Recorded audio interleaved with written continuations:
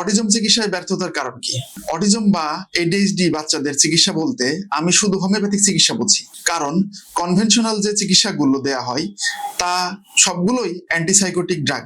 এগুলোর কাজ ডোপামিন এবং সেরোটোনিন রিসেপ্টরকে বাধাগ্রস্ত করা।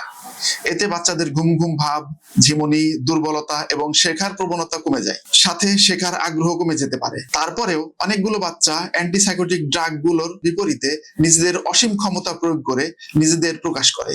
এতে বাচ্চাদের আচার আচরণ রোবটিক হয়ে যায়, যা শেখানো হয় তাই শিখে। জীবনটা থেরাপি এবং অ্যান্টিসাইকোটিক ড্রাগের মধ্যে একঘেয়েমি হয়ে পড়ে।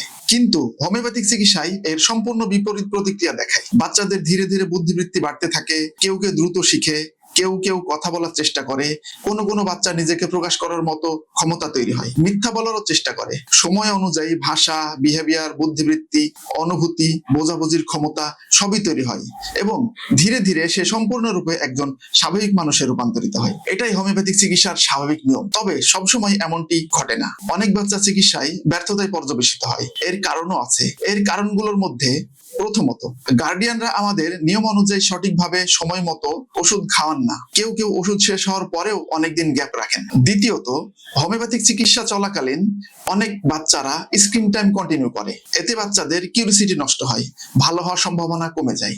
তৃতীয়ত, হোমিওপ্যাথিক চিকিৎসা চলাকালীন বাচ্চারা বারবার অসুস্থ হলে, অনেক বেশি জ্বর উঠলে বা অ্যান্টিবায়োটিক চললে বাচ্চাদের অগ্রগতি কমে যায় এবং বাচ্চারা দুর্বল হয়ে পড়ে। তখন গার্ডিয়ানরা হতাশ হয়ে যান। আপনাদের উচিত আরেকটু ধৈর্য ধরা এবং চিকিৎসা কন্টিনিউ করা, তবেই কাঙ্ক্ষিত ফলাফল আসবে। চতুর্থত, যাদের হোমিওপ্যাথিক সম্পর্কে জ্ঞান নাই তাদের কথাই গার্ডিয়ানরা হোমিওপ্যাথির উপর আস্থা হারায়। এতে গার্ডিয়ানরা হোমিওপ্যাথিক চিকিৎসা কন্টিনিউ করেন না এবং বাচ্চা সুস্থ হওয়ার পথ চিরতরে বন্ধ হয়ে যায়। পঞ্চমত, বেশি বয়সের বাচ্চারা হোমিওপ্যাথিক চিকিৎসায় রেসপন্স কম করে। এতে চিকিৎসায় দীর্ঘ সময় লাগে, গার্ডিয়ানরা হতাশ হয়ে পড়ে, তাই সফলতা ব্যর্থতায় পর্যবেসিত হয়।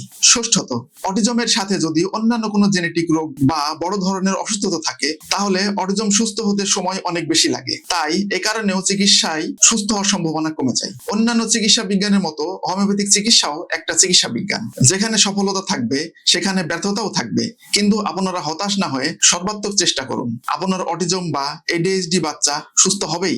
এজন্যই আমি বারবার বলি, আসুন হোমিওপ্যাথিক চিকিৎসা করান এবং বাচ্চাকে স্বাভাবিক সুস্থ জীবন দান করুন। ধন্যবাদ।